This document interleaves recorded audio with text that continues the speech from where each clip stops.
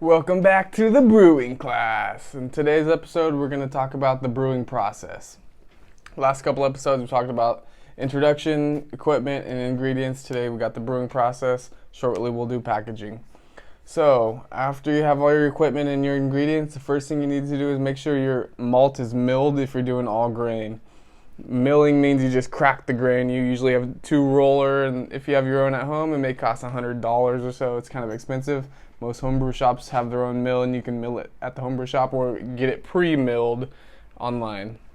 Or if you're doing extract, you get it's liquid extract or powder extract, and you just put that in boiling water for 1 hour. You don't have to make the mash. So it cuts off time, but you don't have as much customization. So let's go into the mash. You add your crushed malt, as if you have oats or wheat or anything like that, you'll add this at that time as well. And you add that to about 165 degree Fahrenheit water, your strike water it's called. When you add those two together, you'll get a mash, and it should be around 150 degrees Fahrenheit.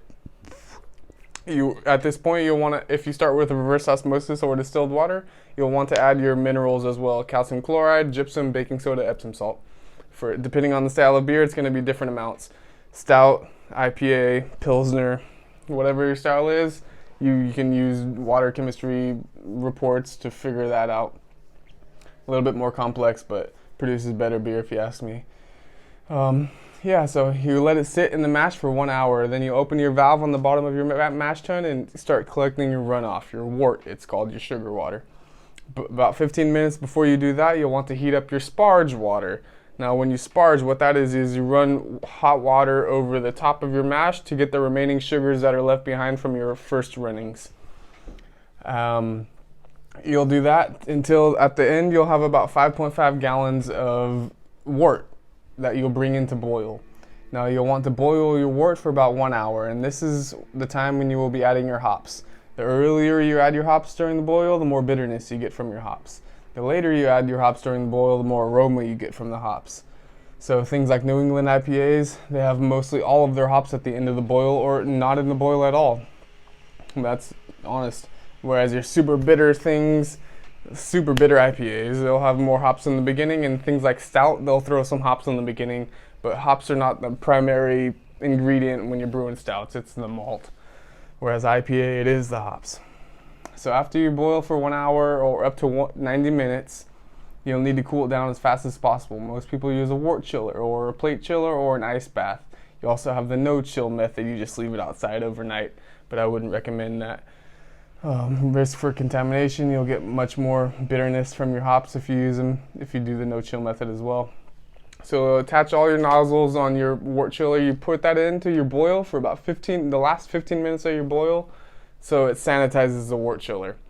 After those last 15 minutes are done, you'll turn on your water outlet and make sure the runoff of that wort chiller is going into the drain or somewhere where you can collect that water. If you're just using an ice bath, put it in your bathtub or your sink if it fits, or your freezer if you have one or something like that, to cool it down as fast as possible to fermentation temperature, which is about 75 degrees Fahrenheit. 80, 75 degrees Fahrenheit is when you'll want to put your yeast. And you'll want to make sure that your yeast has been sanitized, and everything's sanitized at this point.